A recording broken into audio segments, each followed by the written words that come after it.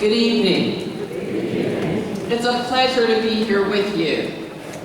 Kevin, thank you for your kind introduction, and congratulations to you for all that you've achieved. It's great being here tonight, and I want to thank you for choosing me to speak at Peirce's 149th graduation ceremony, and for the wonderful honor of receiving a doctorate. I am really excited. I have to admit it though, it's a little daunting to know that I'm a member of a long line of speakers that have had the opportunity to address Peirce's graduates over the decades, including business and civic leaders, and even presidents of the United States. I want to thank Jim Largiotti, your Board of Trustees, chaired by Katie Thoreau, Dr. Rita Tolliver-Roberts, Vice President for Academic Achievement, who kept sending me emails every day to make sure that I was going to be here and knew what I was supposed to do. My good friend Uwe Coles, who's the Vice President of Student Services, as well as all of the great administrators, faculty, and staff here at Peirce College.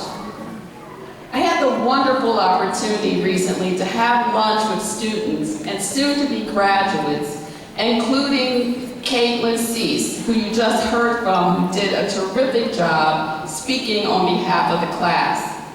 I also spoke with more than 10 Urban Affairs Coalition employees and interns who are attending Peirce or who are Peirce graduates, including that I see back there on the row my own Velbia Gary, who is receiving her associate's degree in business management tonight, and who has done a terrific job working with me in my office for the last 2 years.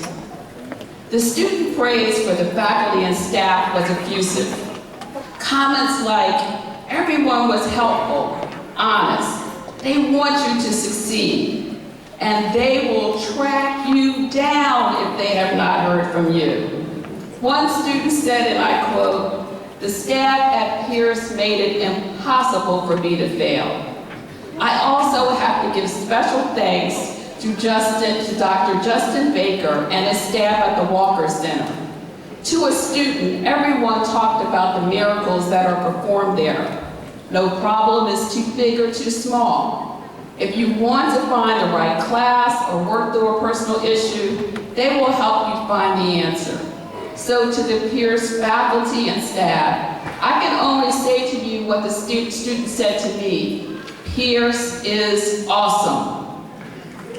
You all look terrific out there tonight. You really do. You guys are great.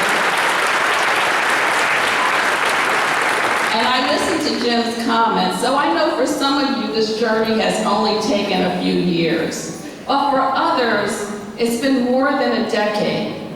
And I want to congratulate you for hanging in there and making sure that you got to today. I also want to say hello, as the other speakers have, and thank your loved ones and family members who are here tonight.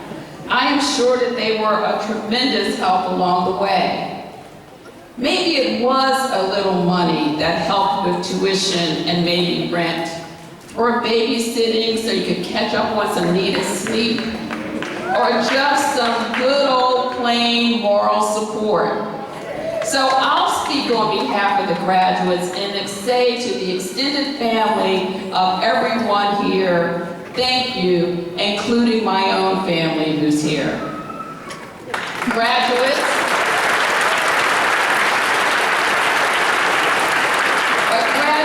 tonight is all about you. In just a few minutes, you will walk across the stage and receive a piece of paper that acknowledges that you have completed your studies, whether you're receiving a bachelor's degree, an associate degree, or a certificate of proficiency. Tonight marks the end of a wonderful journey. When I asked several of the graduates what they were going to do after graduation, and Jim and Harriet, I'm not sure who it was, whether it was Sheena, Kevin, Kathy, or Alice. Maybe it was Alice. Or one of the other students, but someone said to me, I'm going to turn off the alarm. Another said, I'm going to take a vacation. And another said they were going to spend time with family and children. Another said, look, I'm just gonna take a break. And Rita, I am not sure if it was Betty, Arlene, or Norman who said they would do some volunteer work, start a career, or go back to school. But whether you plan to take a break or are ready to be a little bit more ambitious, you are ending a chapter tonight.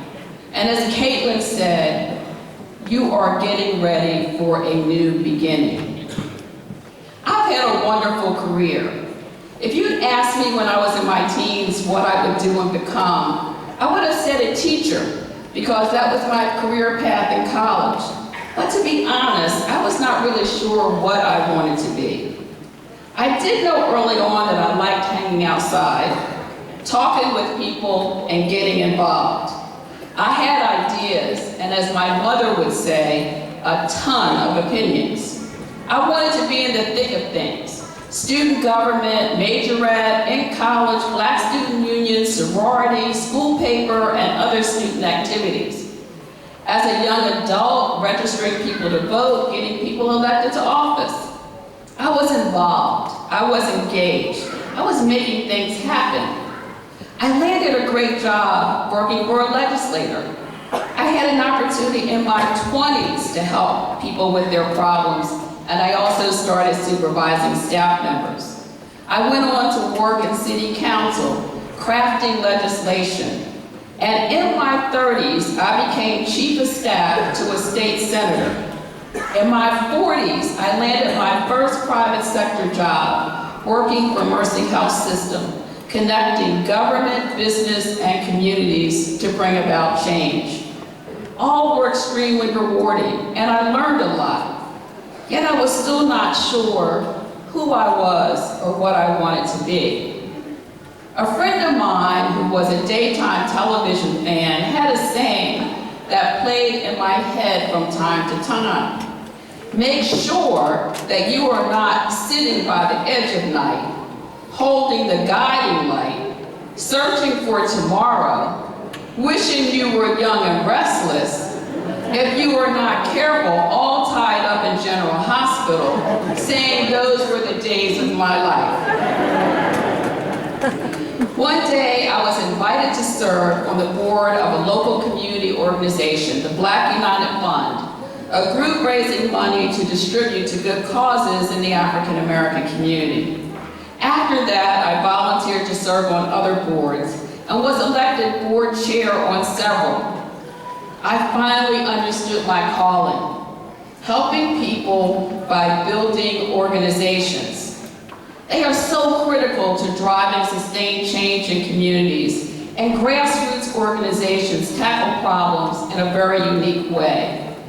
Yet building community organizations is hard work. You need to raise money, you have to have great board members and volunteers, you must have a clear vision and mission, you must attract great employees who are talented and competent and believe they are the change they are looking for. I remember the day, honestly, like it was yesterday, that it all became clear to me. I was sitting in my office at Mercy Health System, and on the cover of a Philadelphia magazine, I saw the faces of 3 women who were leading very important organizations. And I said, maybe I will have the opportunity to do the same one day. And that day came 15 years ago, when I was chosen to lead one of the most important civic and community organizations in Philadelphia. Recently, the Philadelphia Business Journal interviewed me. They asked me what kept me excited about my work. I said, first, I stay curious. Even today, I know I don't know everything. I still have much to learn. I'm still trying to get the Twitter thing right.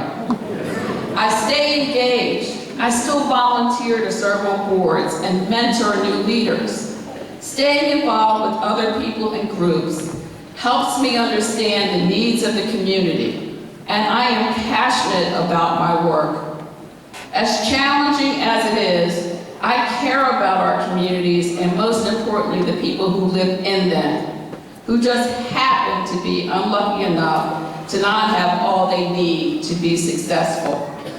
As Pharrell Williams might say, this work really makes me happy, curious, engaged, and passionate. So I say to you, Peirce graduates of 2014, have you found your calling? Are you ready for an exciting new beginning? The late Dr. Maya Angelou said of her life, "My mission in life is not merely to survive, but to thrive, and to do it with some passion, some compassion, some humor, and some style." Class of 2014, get ready to start your new beginning. Congratulations to you all.